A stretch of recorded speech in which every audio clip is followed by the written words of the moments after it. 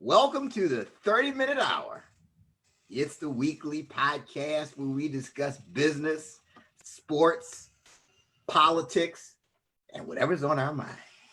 I'm your host, Eric Twiggs, your procrastination prevention partner. Joining me as always is my partner in crime. He's the super CEO, the business strategist extraordinaire, and all-around good guy, Ted Fells. Good evening, all. All right. No Happy head nod. Happy Monday. Happy Monday. No head nod this week, Ted. Head nod is always in effect. Head nod is always in effect. All right. That is good to see here. So I know you guys are watching us online. Some of you are listening through the podcast app. If you're watching us right now, make sure that you type comments in the comment section. Say hello. Make sure you get your questions in. As we really start to get rolling along. But as you'll see, this is not your everyday podcast. No. And let me tell you, we were talking to our guest offline. You'll see what we mean as we move forward here. We do things a little differently here on the 30-minute hour podcast. If you've never watched us before, you can go to the 30minutehour.net. You can see the YouTube videos. You can actually hear the archived episodes. You can also just go back to this page here, the 30-minute hour Facebook page, and you can actually watch previous episodes as well. And so, Ted, the What Now movement is going. We had April Lewis on today. Wow. She gave us the Mental Health Monday. Yeah, that was great. Yeah, she was outstanding. Yeah. And I mean, people, you need to go to the What Now movement Facebook group and watch that. You need to watch April Lewis. You need to check out every day. We've got a different daily 12 noon live. And Ted, you know what? There's somebody I'm thinking of who would be excellent to do one of those 12 noon lives, Ted. You know, there's somebody. He could be a guest today. He would be somebody that would really bring it. He definitely would. Yeah, I think he'd be perfect. Yeah, maybe we can coach him into doing one of those for us. So hopefully we'll see how that goes. All right. So this, again, as I said, this is not your everyday podcast. I do want to talk about our sponsor for the week. Ted, we've got another sponsor. You know, the demand is crazy. People are always asking us, you know, what can I do to be a sponsor on the 30-minute hour podcast? Yeah. You know, I know Brendan is probably wondering that same thing. How can I possibly be a sponsor? Gary Johnson is the sponsor for the week. Gary is the marketing consultant. His company is Y Snake Media. He goes through marketing strategy. He helps you to create websites, and he may quite possibly be the most interesting man in the world. Yeah. Yeah, Gary does a lot of stuff. He's a comedian, DJ, right? Chef.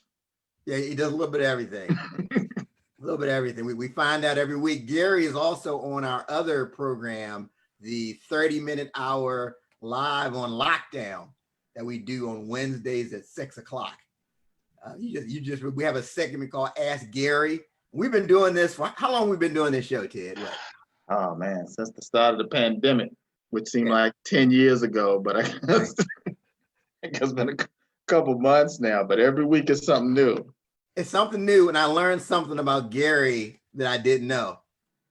So, but check Gary out. He is our sponsor for the week. Y Snake Media is the name of his company. You can follow him on Facebook and follow him on Instagram for more information. He can definitely help you with your website, your marketing strategy. I know he even designs video games, and he does other things he hasn't told me about yet.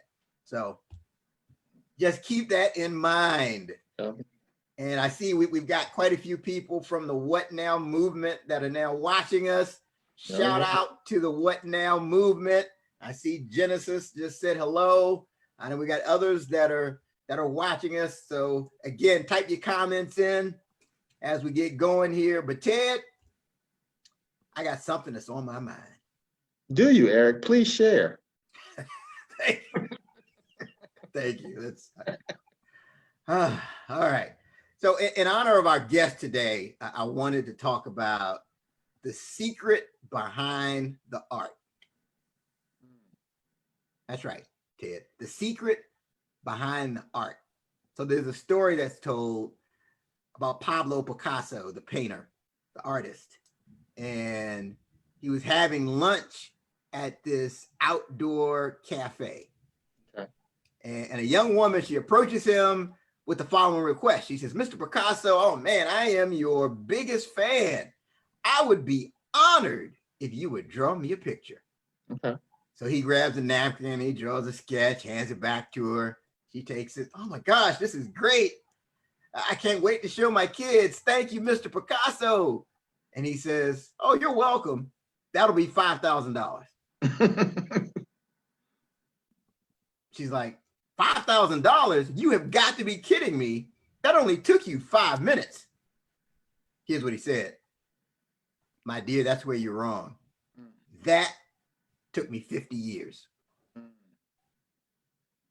See, the lady, she didn't understand the secret behind the art. And here's the secret behind the art. And this is, again, this is the part of the show where if you're listening to us and you're on your treadmill, you're on your elliptical, you're eating a ham sandwich, you just need to stop what you're doing. That's it. Put that ham sandwich down right now. Put the ham sandwich. You've been trying to eat it through the mask and everything. So go, put that ham Take sandwich your mask down. back up. That's right. Yeah, so we need to talk about what the secret behind the art is. And here it is. The secret is to focus more on the process than you do the outcome. That's it. You have to focus on the process. Because so what happens is the event only happens once, right? Maybe it's a great speech, it's a this, it's a that. But the process is all about doing the right things over a sustained period of time. Because if you don't, you fall into this comparison trap, right? And this is something as a public speaker, I'm sure our guests, we can talk about this too.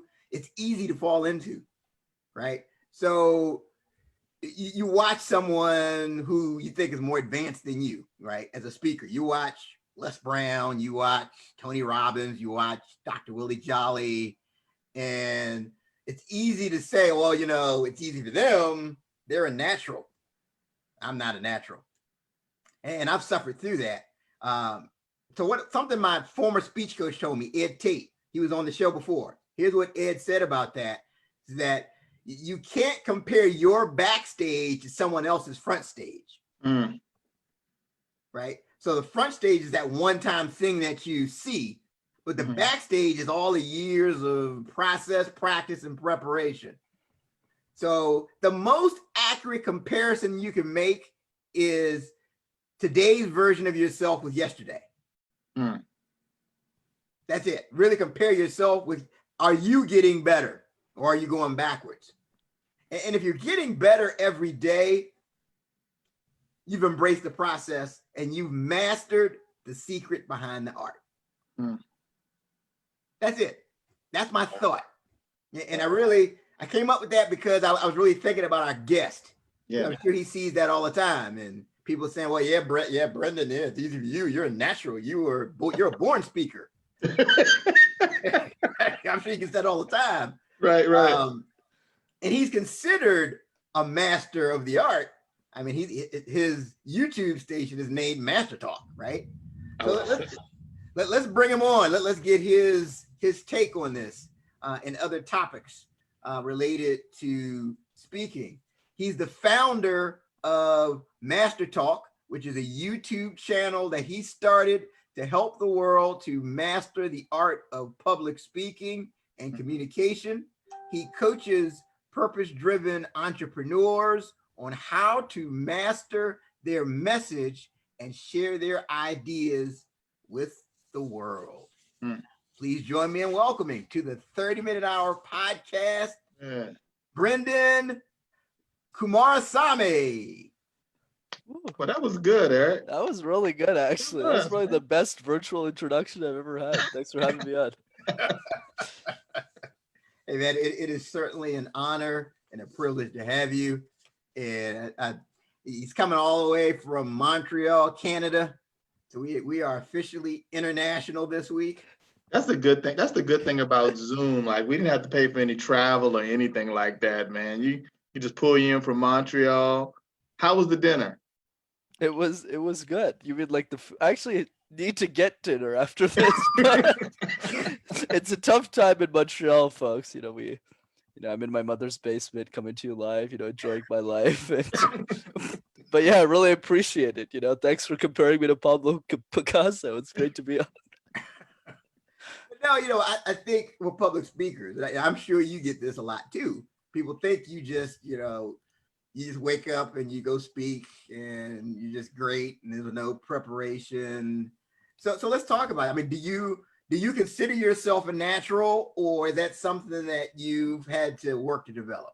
Oh yeah, I was just born a speaker and I just came out and presented. No, actually, completely the opposite. So just so people know the story, when I was 5 years old, my parents come up to me and they go, "Well, Brendan, you live in Montreal, Canada, and French is a required language, so you're going to have to master this language." So they put me in a French school, except one problem. I didn't speak a word of French. But for the first 15 years of my life, not only was I uncomfortable with presentations, I had to give them in a language I didn't even know. So when I was grade 2, 3, 4, 5, 6, all the way up, I would just sit there and just say, bonjour, which is hi in French. And I just panicked my whole life. So yeah, that's why I'm so passionate about this, guys, in the sense that, if I was able to master communication, anyone else can. But back to what you were saying, it does require a lot of work. Yeah, that's interesting. So you had to basically learn a language and learn the speaking techniques and everything else. So that's like an extra thing there. So I mean, when did you feel like you kind of had it to a point where you were pretty good at it? At what point did you feel like you were pretty good? Yeah, exactly. So I'm happy to share the context there. So when I was in university, I used to do these things called case competitions. So think of it like professional sports, but for nerds. So instead of spending, yeah, it's for real. Like this is the best way to define this because it's so weird. Instead of watching a football game or watching a baseball team or playing in those games professionally 3 to 5 times a week, hardcore, I did the same thing in Nerdland. So I gave 3 to 5 presentations a week. Wow. I was coaching 100 students over 3 years to give presentations. It was an obsession. That's how I got really good at communication really quickly, because I probably presented 500 times in 3 years. And as of now, in this recording, I'm 24 years old and I've probably presented 800 times now. Wow. Yeah. Wow. So repetition is excellence for sure. So what are some key things that you got from all of those reps? Because I know I did, like with Toastmasters, I would do the speech contests and things like that. And I think it was critical for me. But what are some key things that you got from that experience that got you to where you are today? Yeah, absolutely. So I would say the biggest one is having a high standard of excellence. So I know this is a weird subculture, so it bears some more explanation. So the way that we want to think about these competitions is that it's like going to the Business Olympic Games. Like you literally have the best students in the world in business school who come to our city, who come to different cities. Like I've trained students who went on to compete in like Australia, Serbia, Thailand, just to give some examples. The school funds everything for them. And their only outcome that they want is for them to win the thing, to bring glory to the school. In the same way, sponsors like sponsor Olympians to go and like win so that their brand goes, woo, look at us. So it's the same thing. So just to give you an idea, the reason why all of us compete in these competitions is to get the top jobs out of business school. So think Wall Street, think management consulting, think all of the McKinsey, the IBMs, all of those big companies. They tend to sponsor, much like the sponsors of this podcast. That's right. Right? We're looking at you. That's right. And they sponsor these cases, these business problems to recruit and cherry pick the best people.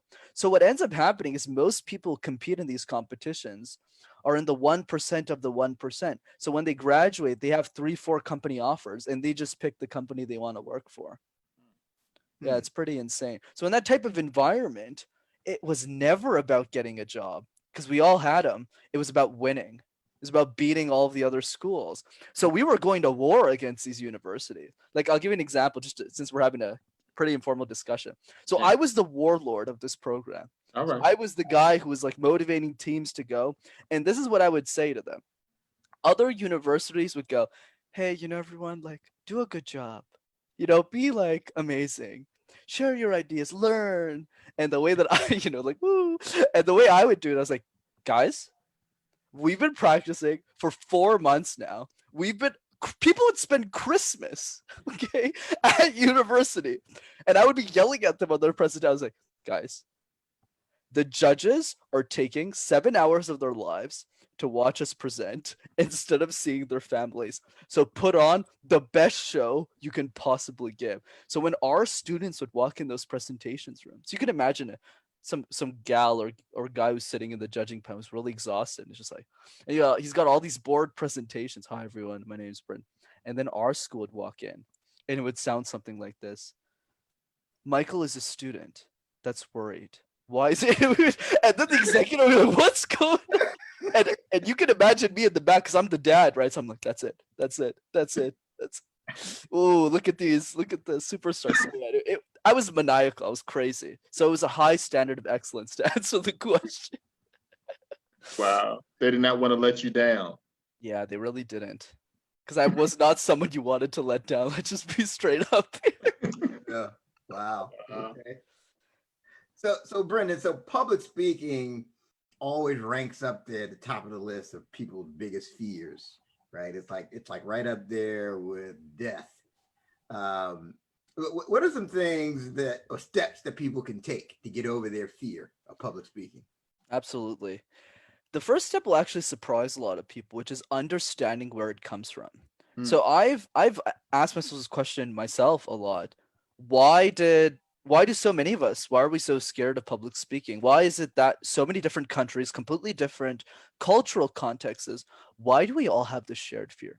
So I did a little digging, and I kind of asked myself, where do we give the vast majority of our presentations? And if you think about it, we don't just wake up in the morning and go, hey, Eric, Ted, you guys want to get breakfast and then present all day? Is that something you all want to do? Like nobody, it may be Eric because he's a speaker, but for everyone else, it's like, no. What generally happens is most of our presentations are at school. We're in high school. History teacher comes up to us and goes, I need a presentation on the Renaissance. And you're sitting there like, is this a fruit? And then you figure out later that it's like, time period in history and you got to give a presentation. But here are the three things that happen. The first thing is we never get to pick the topic. So we never present anything we're passionate about. 2, students couldn't care less to listen to us, not because they don't care about us, but because they're worried about their own presentation. They're sitting there thinking, oh man, I got to present in 10 minutes. And then the teacher, who's very well educated, very well meaning, super amazing, but extremely stressed. She's got 30 presentations. He has 30 presentations to go through in 2 classes. They're not going to spend 10 minutes and go, hey, Eric, let's talk about your presentation skills for 10 minutes. It just doesn't happen. But here's the issue.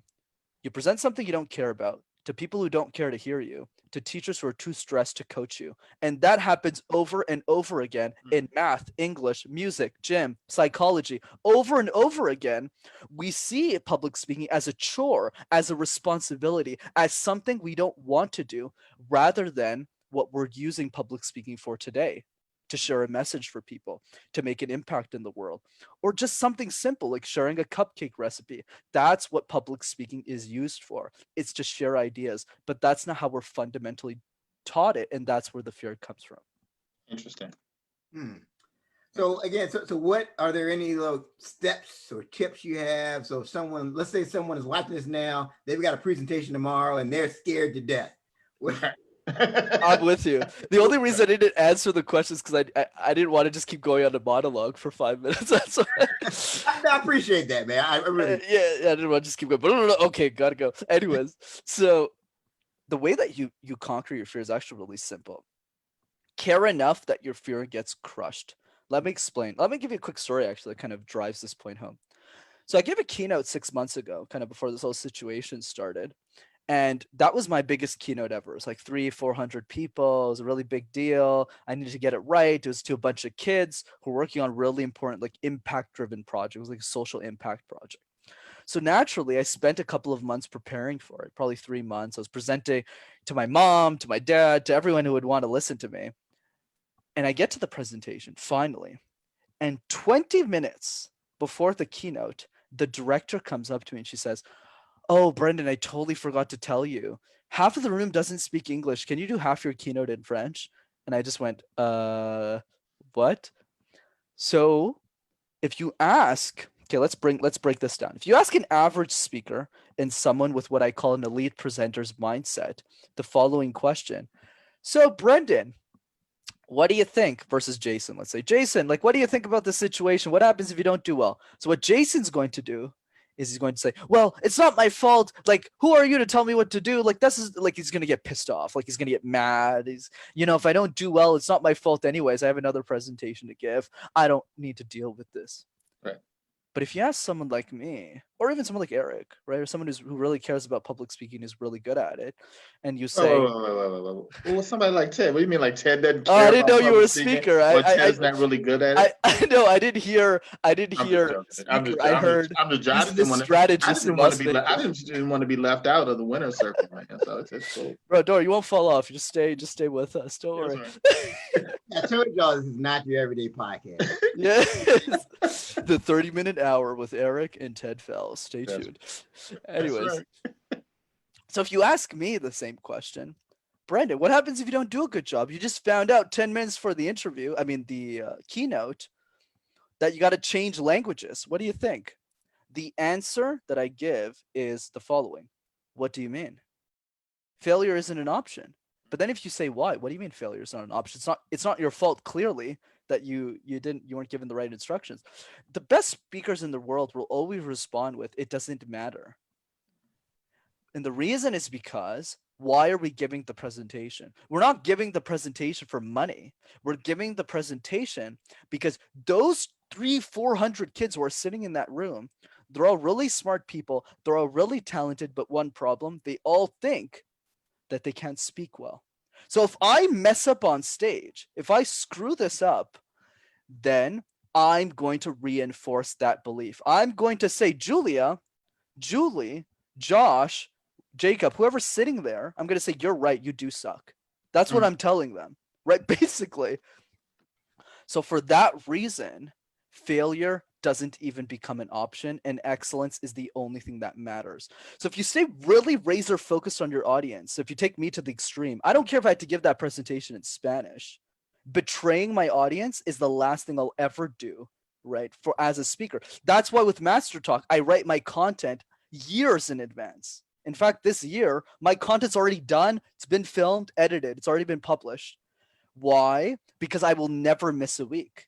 Because I care so much about the people that are listening to me, the 16-year-olds, the 12-year-olds in many cases, the 8-year-olds who rely on me for information. Because all that's out there right now is a bunch of old people. Not you guys. You guys are very young. But like for the 70-year-olds who are, who are sharing public speaking. You're not you old people. Yeah. Not you two. You got a plenty of beard. You're fine. But like, that's right. That's right. Rocking it. That's it. That's the point. It's not about the fear. It's about saying, I'm scared. I was scared going up to that presentation. But the fear always gets outweighed by the mission. I have something to share. These kids need me, and I'm the only person in their lives, because I'll never speak to them again, right? Because I'm gonna speak to a different cohort next year. So it is my only shot to make it happen, to change their belief system. So I better get it right.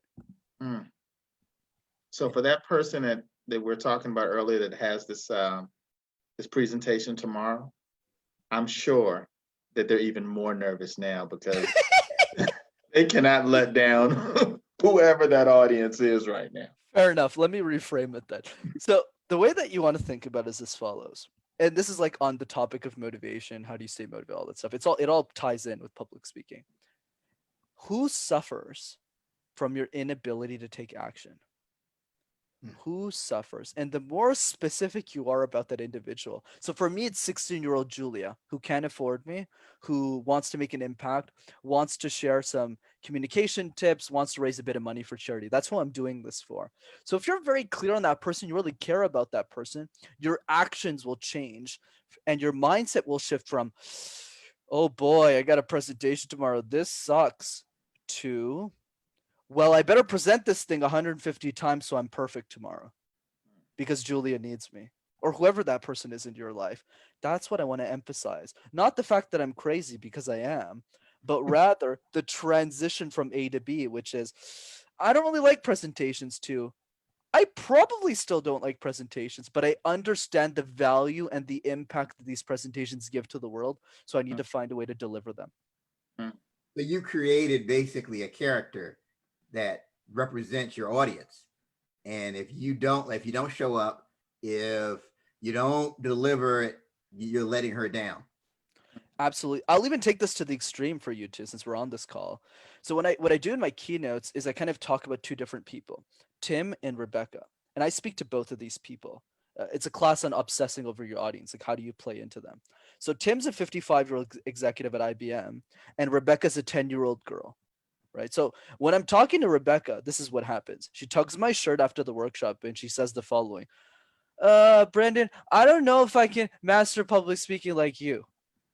Right? So what Rebecca is saying is, she's not asking me for, Brendan, can you share me your advanced tips and tricks on how to vary my vocal tonality and how I can speak as eloquently as you? No, that's not what Rebecca's asking me at all. She's looking at me and she's screaming, Brendan, no one has told me my whole life that I can be a great speaker. Can you be that person? That's what she's asking me. So what a great speaker will do, what most speakers will do, is they'll just say, hey, good job, keep it up, you can do it. They'll walk away. But the best in the world, what they'll do, so they'll crouch down. They'll look at Rebecca in the eyes and say the following: well, Rebecca, you know, when I was your age, I was terrible at public speaking. So as long as you don't forget that beautiful smile of yours, I'm sure that you'll be an incredible speaker one day, if not today. She's going to get red in the face and start presenting because I gave her what she wanted, what she needed from me. But the opposite is also true. When I talk to 55-year-old executive Tim, it sounds something like this. Yeah, Brendan, come. Yeah, sit over here. I got 10 minutes for our next sales meeting. I don't even actually know why you're here, but could you just spend 2 minutes looking at my slide deck? So the way that I communicate to Tim is very different. Good afternoon, Tim. It's such a pleasure to speak to you today. I'd like to spend the next 5 to 7 minutes that we have to go over some of the deck's improvements and some of the ways I believe you can get a return on your investment and the money you've invested in my program today. Very professional. Whereas, oh, you know, I need your help, Brendan. Rebecca to Tim, I don't have time for this, right? So it's all about role playing the person you're speaking to. So an easy example, because I know I'm crazy, is don't think about your audience, talk to them, right? Great speakers they go, I wonder who's in the crowd. Best speakers in the world get lunch with them. They get dinners with them. They get coffees with them. They understand the very psychology of who they are, so they know how to tailor the message. That's great. That's great. So do you ever get nervous before a presentation? Absolutely. Every single time. But the way that we get over it, the way I've done it in my life, is just by saying, look, I'm scared. This is not great. But at the same time, two things happen. One is I've given this 100 times, like hundreds of times. My keynote now, I'm probably at the 350th time, right? So the first time you present it, it's nerve-wracking. I get it. Hence why the importance, you want to present the same thing over and over again, because you can get more confidence. But when it's the 100th time you present it, there's no new question that you can't answer, right? You pretty much have been asked everything you were supposed to. But the second part of that is the fear will always be there. The nerves will always be there. I mean, think about me, guys. I started Masterstruck when I was 22, not 42. And I coach CEOs today, and I'm 24. Imagine that. How insecure is that? Wow. But there's two things that help me. One is preparation. Sure, I'm young. Sure, I might not be as experienced as the CEO is. But damn, I know a lot more about public speaking than they do. Because we need to remember, expertise is not years of experience. It's how many chapters are you ahead the other person. If it's just one chapter, then you have the right to do it. Because if not, nobody would do anything, right? Including this show, right? We would just go, oh, you know, whatever. There's already shows, right? First thing. Second thing that's more important for nerves, for fear, for confidence, especially. No, it's not, drinking a glass of water every day because that shit doesn't work. It's the following: having a belief system. What do you actually believe in? Nobody has a value system. Nobody wants to figure out what they want to stand for. And I believe that is so in correlation with your speaking engagements, with what you do in public speaking.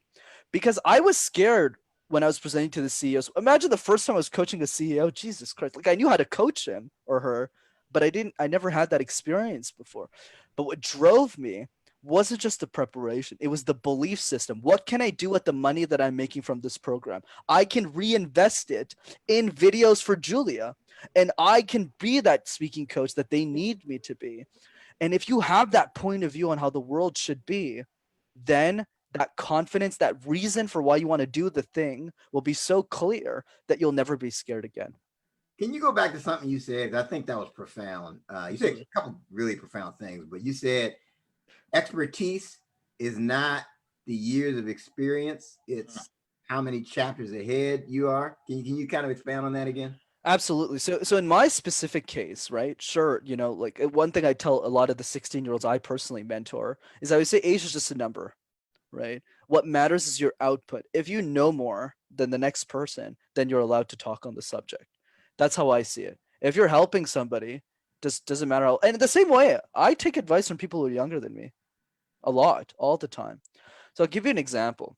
Because of the case competition settings that I was in very high pressure situations where we had to deliver slides, financial statements, risks, solutions for the client in 3 hours. Right. So literally be thrown a case of 20 pages, business problem. In 3 hours, we're presenting back to those executives. So what happened is the executive skills that you get to present that you usually learn later in life in your 30s, 40s, and 50s, I was learning in my 20s. So going back to the question about what does being an expert really mean? At the end of the day, if you have an insight, if you have something to share that somebody else doesn't know, then you have the right to share it. And another way of looking at this for people who are listening is what is the definition of value? The only definition of value has nothing to do with age, has nothing to do with experience, has only to do with the following: tell me something I don't already know. And Hmm. if you can do that, then you have the right to speak on the topic. Tell me something I don't already know. Exactly. Very good.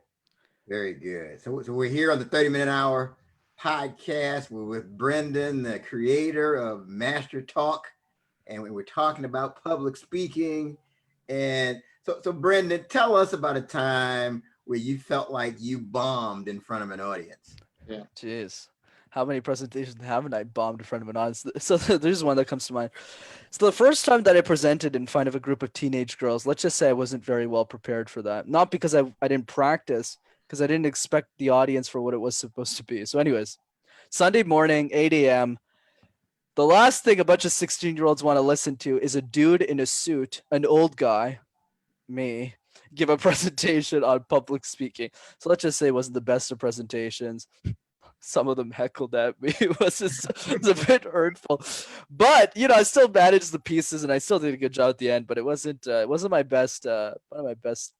One of my not my best day.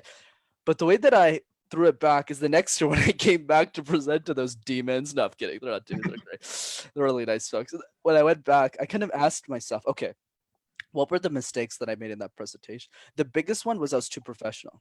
This Mm. is when I started keynoting. It's probably my 5th or 10th attempt at the presentation. So I was talking a lot about my accolades.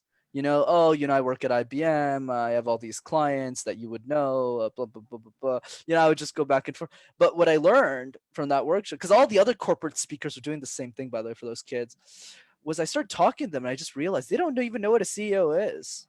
They didn't Right. even know what an IBM is. And frankly, to be transparent here, the only reason I was doing the accolade thing wasn't to show off. It's because I was very insecure because I started keynoting at 21, 22, and there was a lot of senior executives in the room. Despite all of my experience, since I was kind of on my own now with Master Talk, I couldn't just say, oh yeah, it's just a competition. I was accountable now for the result, right? So I wasn't so like in my skin.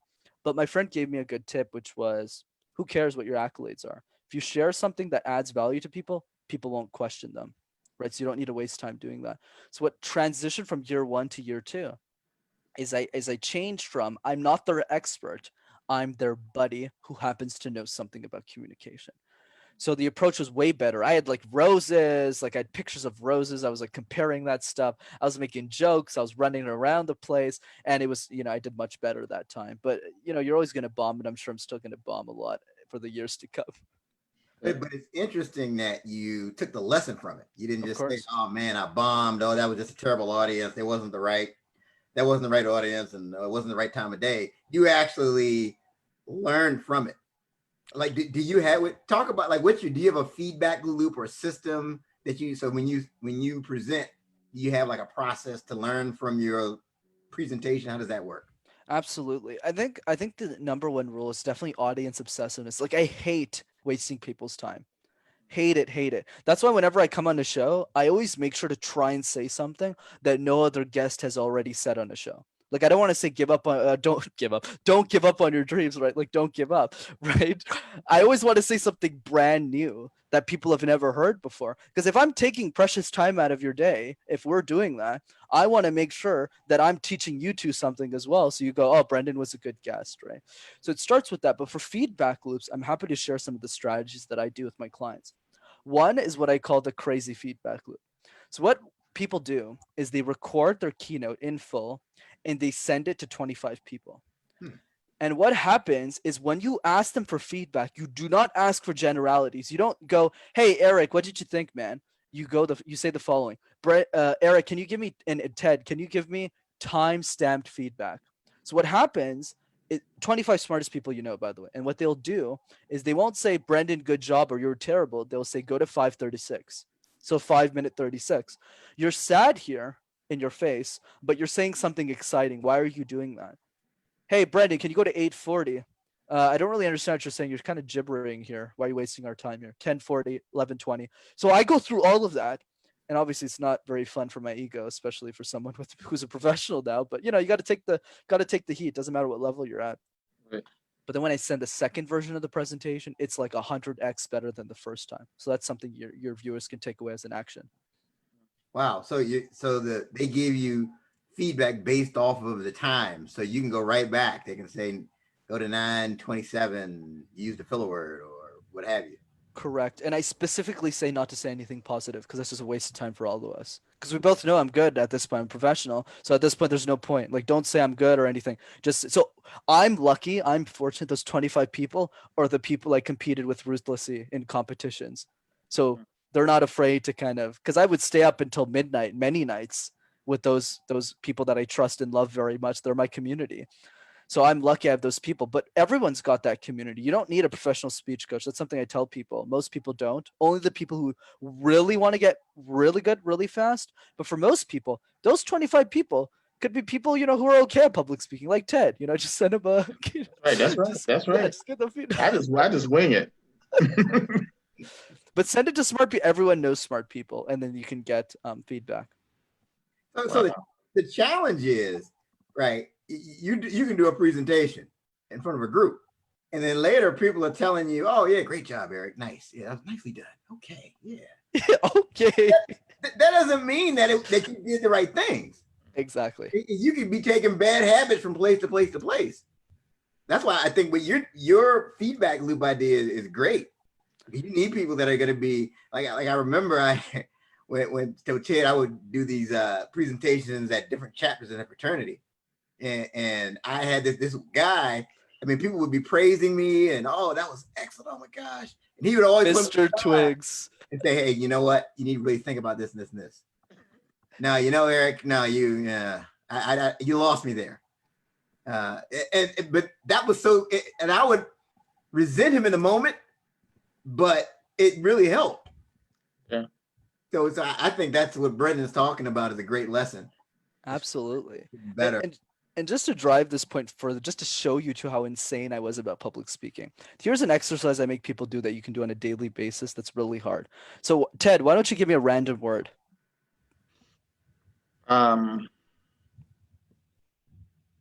Mozzarella. I like it. That's sick. So what I need to do with the word now is I need to create an introduction out of thin air. So here I go. There's a lot of foods that I like, whether it's pizza, whether it's cheese balls, or whether it's hot dogs. But I think my favorite topping out of all of those foods is probably mozzarella. Why? Because mozzarella isn't just a fun name, but it's a great food to eat. It's super healthy for your body, at least most people tend to believe. And it's also something that adds joy to your life. Who cares about a breadstick when you can have a cheese stick? Who cares about a pizza crust when you can fill it up with some mozzarella? Mozzarella isn't just a piece of food. It's a way of bringing joy. It's a way of bringing the love in everyday life. And today I'm here to talk about the history of mozzarella. So look, this is what we call the random word exercise. So what you want to do is you pick 5 random words in the day: light bulb, laundry, garbage can, and you make presentations out of thin air to make yourself feel the discomfort. Interesting. Wow. So that kind of prepares you for anything that you may encounter in a presentation. Yeah, I was like, damn, mozzarella. I was like, how am I supposed to do that? Right. You just ran through it. Wow. You just do it. That's cool. So kind of talk to the audience and us about kind of the benefits of getting better as a speaker. Because, you know, we have people that are watching this and saying, okay, this is great. I'm not trying to be a professional anytime soon. I'm a CEO. I've got a company. Why would someone who's not looking to be a professional speaker want to get better? Right. The way that we want to think about public speaking at the end of the day is the following. Is there something important that you want to share with the world? And by important, that doesn't mean you're like Eric and you're speaking to 1,000 people, right? That means, is there something that you need to say that needs to be said? Are you a researcher who's working on a project, but you're not trying to communicate it? Are you a baker that's had this bread recipe that's been brought down generation upon generation that you want to share with the world? Do you run a small business where you help individuals find their uniqueness and how to thrive, especially during these times? Are you providing self-awareness, self-assurance? Everyone who's listening right now is solving a problem for somebody else. So just through that definition alone, even if it's a business or even if it's not, like being the leader of a soccer team, coaching kids, mentoring them, public speaking is for you. Why? Because it allows you to scale those ideas. So what I tell coaches, consultants, CEOs is, if you're okay at public speaking, sure, you can coach clients one-on-one. Sure, you can build a relationship with 3 people and work with them at the same time. But if you want to impact more people, if you want to reach more lives, you need to master this. You can talk to 10 people, to teams, to groups of people who want to hear your message. And to take this to the nth extent, I had no intention of starting a YouTube channel. So why did I? Because it was the only way of teaching the world. And that's the other extent of that. So if you're someone who just wants to make a difference, even if it's for your local community, you need to master public speaking so you can lead that community, like you two are with this movement, to where you want to go. Excellent. Excellent. So you talked about your YouTube channel, Master Talk, and you wanted to get the message out to the world. Is there like a target audience for the YouTube channel? Like, who's your target audience, and what are they going to walk away with? Right. So the channel is very different than the people I actually work with. So for Master Talk specifically, that I really want to keep the focus on, it's for anyone who wants to make a change in the world, who isn't ready to invest in a speech coach, who doesn't have the money. The reason I started Master Talk was for 16-year-old me, was for 16-year-old Julia, because I know what it's like to not have money. I know what it's like to struggle. Literally 2 years ago, I had $50 in my bank account, right? The times weren't easy. I was just trying to get a corporate job and grinding away at the case competitions. Hopefully one of those sponsors would see me and give me a job that just paid me, 50,000, 60, not like $1 million or anything.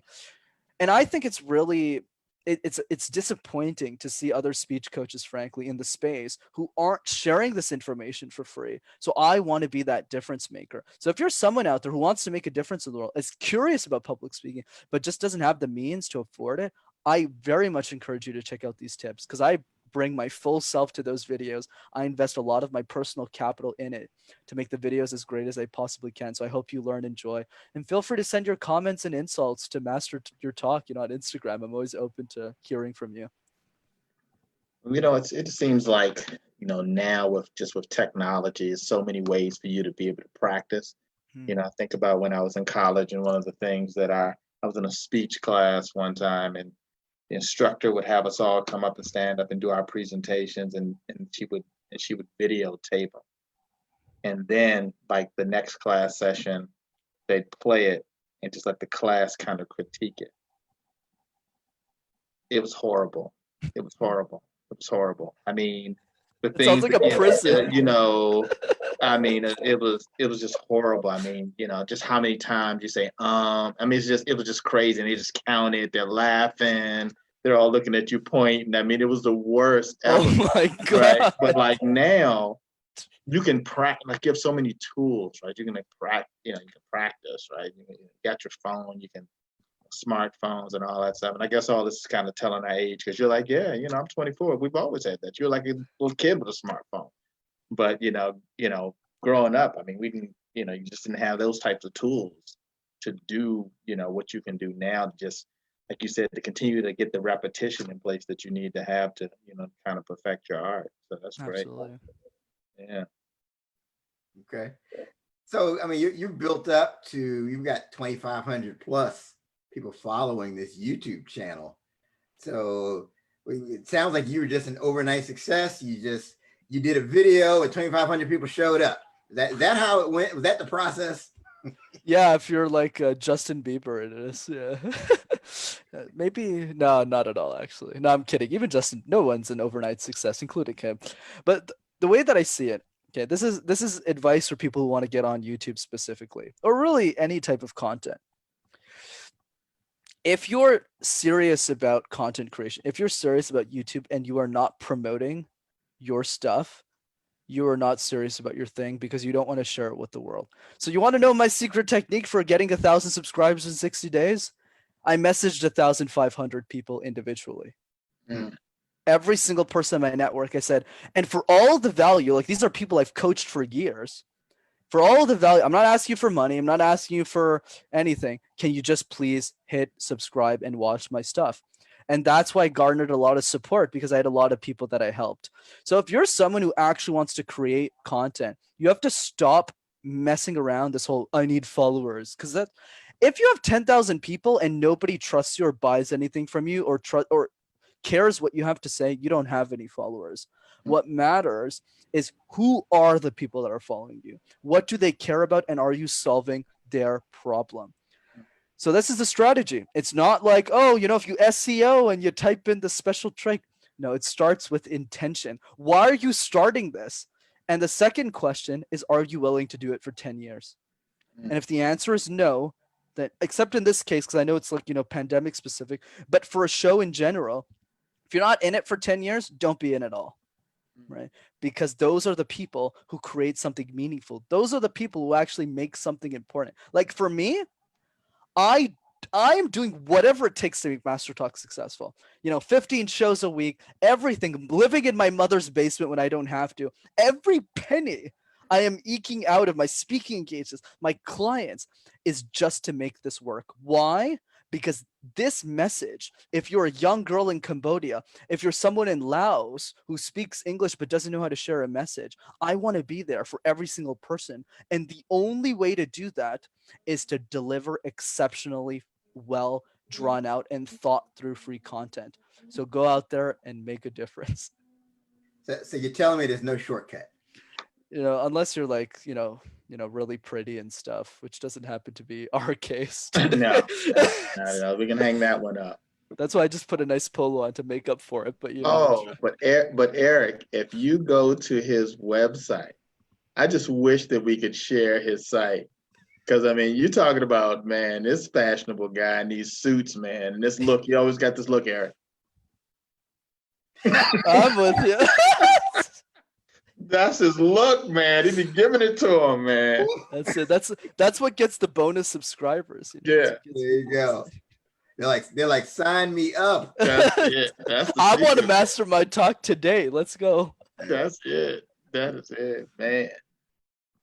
All right. So I mean, any other quick tips for that person? Again, if there's somebody that's watching this now, they have a presentation tomorrow. So that for that, any quick tips of advice, piece of advice you have for that person to get better as a presenter? Right. So I'm gonna kind of flip the script on this because at the end of the day, public speaking tips, you can check out my channel for those. But if there's one piece of advice that's very important, especially in these times, that I want to share with the world, it's the following. It's my favorite quote. Be insane or be the same. If you want to be like everyone else, you go do that. But you're a part of this movement for a reason because you want to do something different. You don't just sit around and be like everyone else. You want to do something important. But if you do want to do something important, the first step to that is being more insane. So, what does that mean? It means questioning everything. Why do we need to get married? Why are we saving up for retirement at 65 when Steve Jobs died at 56? Why are we doing all of these things? And once we start to question all of these things, then we start to carve a path. So, yes, is it bizarre that a 24-year-old has a YouTube channel on public speaking, not comedy, not vlogs, but speaking to literally on his mattress in his mother's basement, makes six figures, yet lives with her and doesn't own a car? To most people in society, that is deranged. But to me, it makes perfect sense. Why would I move out of my mother's house until I'm 30? Because I want to make Master Talk work. So my ask to you is once you become as insane as me, and the only way of doing that is by asking yourself the hard questions about life and really asking yourself what's important, then you can craft exactly to the T the life that you want. Wow. That's something. But I just hope we don't have some That listener. is something. I hope we just don't have some listener that just goes home and says, "Why am I here? I'm leaving. Why am I married?" So just hold off on this. Yeah, maybe think that through. But Right. Oh man. So what's next on the horizon for you? Like where do you see this going? How big do you see this getting? yeah, absolutely. It's funny. I was having this conversation with someone this morning that if this was just 30 years ago, not like 300 or anything, Master Talk never would have been a thing because YouTube wouldn't have sprouted until towards the tail end of my career, right? But I think the way I see this is as the vision got bigger and as I took this more seriously, I realized that I had an opportunity in this world that Dale Carnegie didn't. Mm. The issue with Dale is he left a great book, but we don't know anything else from him. We didn't get to see the videos. We didn't actually get to see him speak really, or even hear his voice. And that's not a great way to learn public speaking. So I have an opportunity now because I speak multiple languages, because I can keynote in multiple, because I have all this experience of disseminating and democratizing all of the information that you can possibly ask on public speaking, so that when I'm gone, the generations of change makers that come today and tomorrow can still learn from my public speaking information. So the goal is to be the greatest of all time in public speaking, to be blunt, and not for ego or anything, not for money, because I make good amounts already, but to make that difference for people, so that the person who couldn't afford me can actually share something important that I won't even know about. Wow. Excellent. So this is a question we like to ask here. With someone like yourself, you're doing a whole lot. You talk to us about your typical day. Like what are your routine? Like what time you wake up to what time you go to sleep? Talk to us about what does that look like? Damn, I thought you were gonna ask me my favorite food. That's what I was explaining. I was expecting that Next one. question. Go ahead. Anyways, so usually what I answer for typical day, because I know we talk about habits and if you do yoga 7 minutes a day, it's going to change your life. Look, everyone, I wake up at 9 every morning, and then I just start working after 15 minutes. I literally have no routine. But if there's one routine I want to share with all of you that's important, it's not meditating, it's not exercise. Let's just leave that away for a second, right? That's important. But that's not the priority, everyone. The priority I want to stress is you need to spend a day for 15 minutes every day to ask yourself one question about life. That's all I want you to do. It boggles my mind, people, that people haven't spent 10 minutes of their lives asking themselves the hard questions. Here's one I want you all to think about. If you had all the money in the world, how would you spend your time? 100% of the people I've asked this question to have always responded with travel. And I always retort with, what are you gonna do, Billy? Travel for 40 years and then die? And then Billy goes, well, no, I don't want to die. Then I go, okay, Billy, so what else are you gonna do? What time are you, back to your question, what time are you waking up? Who are you with? Are you with anyone? Are you in a house? Is there even a house? What country are you in? Are you changing countries during the day? What are you having for breakfast? When people spend that time to ask themselves the hard questions, the habits will lock in. I work 16 hours a day, everyone. Every day, 16 hours. And I love my life. Why? Because I do the hard work and the hard questions to ask myself what I want out of it. But for you, who's listening, that could be, well, Brendan, I want to spend 3 days a week with my family. Then my reply is, why are you only spending one then? What are we going to do? Are we going to replace the BMW so that you can spend an extra day with your family? Like, but you want to do that first. And then, then figure out your own perfect day because it's going to be different from mine. Excellent. I just wonder what it's like at your house, Brandon. You said that you live with your family, and they probably just always hear you downstairs just doing some public speaking down there. Yeah, don't worry. They're probably like, that's just Brendan. Don't pay him any mind. He's down there. He's down there presenting to someone somewhere. Just don't pay him any mind. Yeah, I have to actually go on a walk with my family after this one. So yeah, you're right. But are you up again in the basement with the speaking? I was like, yeah, Mom. So what do your friends think? Like, when about you and all this public speaking stuff, man. They're like, oh man, come on, man. Look, just talk. Can you just talk normal, man? What's funny is my friends think I'm crazy, but I think the fun thing of all this is they're crazy too. Like, Yeah. a lot of people, we have social media followers. I have 2,000. What was the number you gave me? 2,500 people follow. But people don't ask me the real question, which is, Brendan, how many friends do you actually have? I never get that question. And you know what the answer is? 6. Hmm.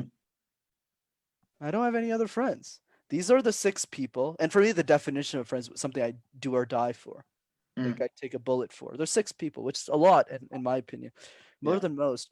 And so my ask for people is if you have those people, like, I like just people, like, back to this insanity thing, because I'm always very upfront. I dance alone in my basement an hour a day.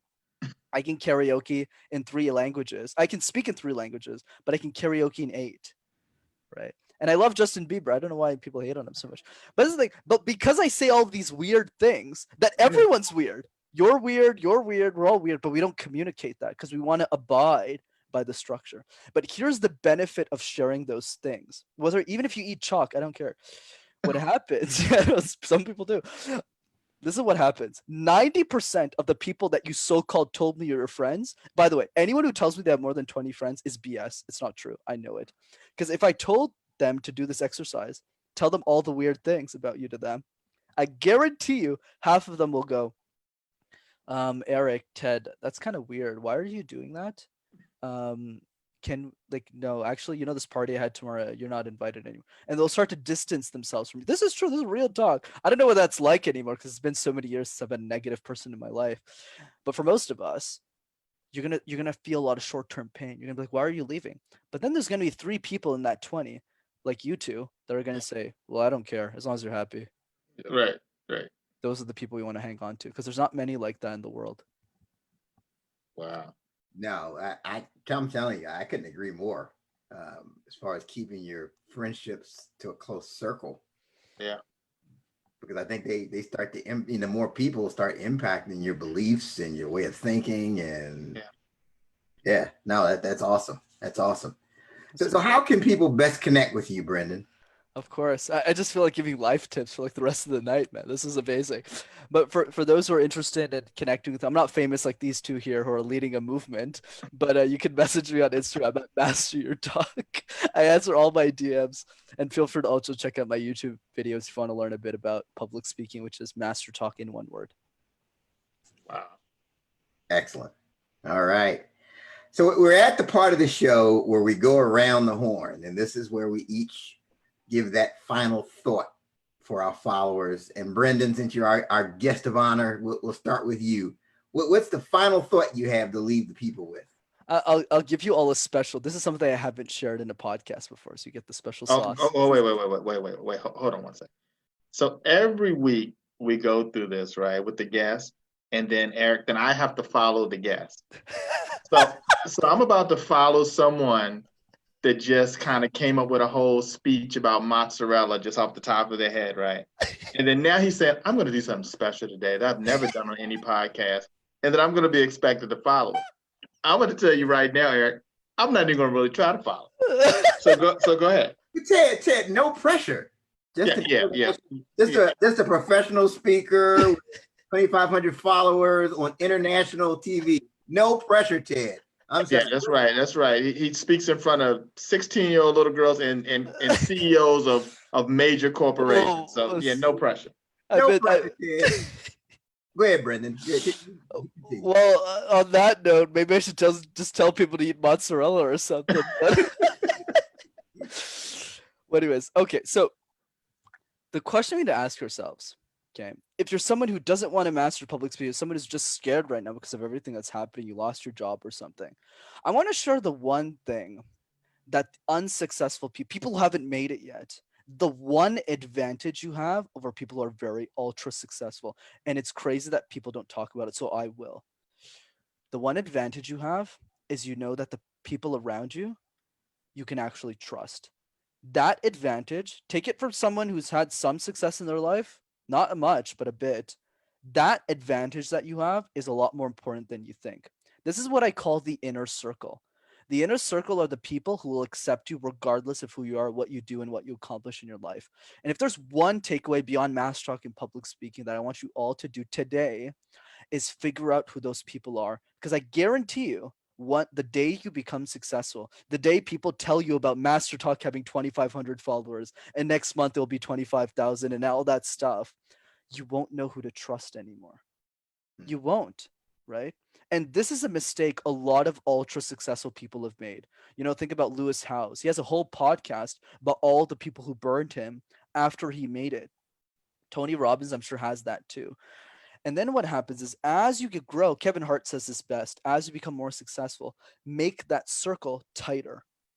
The same 5 people that I'm friends with, those 6 people, excuse me, I guess one of them kind of just got lost there. But the 6 people, right, that care about me, they're the same 6 people from 3 years ago. And they'll still be the same 6 people in 10 years after I become the superstar I'm supposedly supposed to become based on this conversation. So yeah, that would be my advice. Lock in your inner circle now. While you lost your job, while you're depressed, while whatever's going on in your life, lock it in today so that when you do become successful, you know who's going to pick you up at the airport, who's going to do everything that everyone else just isn't going to do. No, that's great, and it's great that you get that at this point in life, or where you are, being 24, and then there are people that are 64 that don't figure that out. No, really, I mean that's pretty amazing. I think that's great. I mean, if you look at like LeBron James is someone that comes to mind. Yes. He's still like his inner circle are the same people he went to high school with. Like his agent is the same person he's known his whole life. So I think there's something to that for sure. Yeah, great advice. Great advice. Ted. Oh, Ted. Yeah, right. You know, this has just been such an amazing session. I've had people text me throughout just talking about, man, just how much they've been into this and how great a job you've done. And they haven't even had a chance to look at your website and see you in the suit and you doing the look that you do. So once they see that, it's going to totally be a wrap.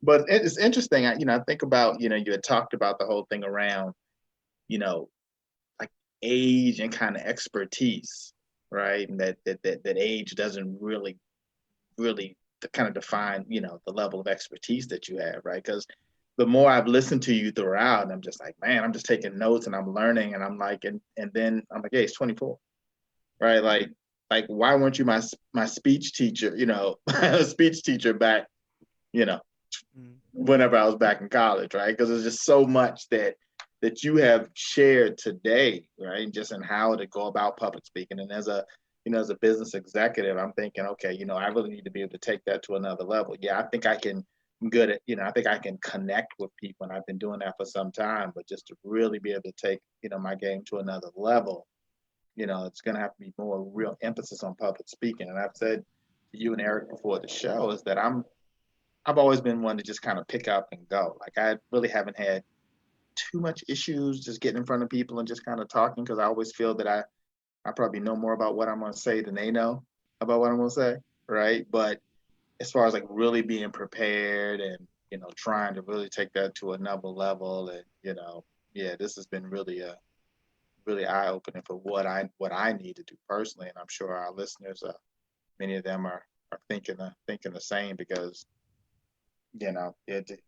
public speaking, it's in all aspects of your life. I mean, I'm sure it can even help you even when you're trying to apply for a job or something. Just being able the level of confidence that you have and how you're able to portray that information, I think is definitely necessary. So, but thanks again. Appreciate that. Yeah, great comment. So, like, what I think about is what you were saying. You really brought me back to when I used to do contests with Toastmasters, and I had a mentor, and my speech coach told me this, and I didn't believe it at the time, but based on now, I see it's 100% true. Right? He would say I would do these speech contests, and I'm so focused on getting the trophy. And I'm so focused on trying to win and be number one and get to the next level and be the world champion and all this other stuff. He said, don't focus on that. Focus on the audience.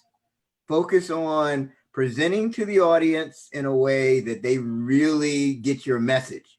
Mm. That's really the most important thing. And then the results will come. And I resisted that because I'm trying to compete and I'm trying to win. But when I look back, that's probably my biggest lesson, that it's really about the audience. And then if you really start your message, your communication with, okay, how is the audience going to get this so they can run with it? I think you won't be as fearful. Yeah. And I think that applies to business as well. If you come across like you're salesy, yeah, you try to, they pick up on that pretty quickly. Oh yeah. But if you come across like you're really bringing that value, I think that really makes a big difference. And Brendan, I mean, you really, that sounds like that's your core message of really bringing value to the audience and putting them first. And and when you talk about value, again, that's a word that I always have discussions with people around value. Like, what is value, right? Like when Brendan was talking about, he was presenting in front of the 16-year-old girls at the school. I mean, he's value to them was not to talk about his accolades, right? But he's all But if you've been programmed to talk about all your accolades first without thinking, right? Like you said, they don't even know what a CEO is. They don't know what any of this other stuff is. Like, who is this guy? Like you said, up there in the suit. Like, how do you connect with that audience? And I'm just it's just definitely some great information. Absolutely. So yeah, I mean, this has been an awesome episode of the 30 Minute Hour podcast. We want to thank Brendan. He's the creator of the Master Talk YouTube platform. He instantly got to 2,500 people overnight, like we talked about. That's right. He traveled in here from Montreal to do this session with us. Right. Came all the way from Montreal, Canada. That's right. To be with us. Has the suits of Ted. What's the look again, Ted? Did the suit look? Oh, you got to see. Wait till you go to the website, and he's giving it to him. Everybody else can be standing straight. He is giving it to him, man. Oh, you two are right. Smooth. But now, Brendan, in all seriousness, man, we definitely, I mean, you're going to do big things. You're doing big things. You gave a lot of value to the show today, and we just wish you continued success. Absolutely. Likewise to the both of you and everyone who's listening. I really appreciate it. Absolutely. And then Master Talk, please, you have to check it out. I shared one of his videos in the What Now movement group, and I'm going to be tapping him on the shoulder, and hopefully he'll grace us with his presence on one of these 12 new lives. With 1, 2, 3, 4, 12 of them. Right. He might do a whole week. Oh boy. But no, it's been an honor to have you, and we wish you continued success. Yeah. That's our show for this week. Again, Not Your Everyday Podcast. You can go to the 30minutehour.net for more information on the show. You can go back here to the Facebook page, the 30 Minute Hour Facebook page. Until next time, have a great one.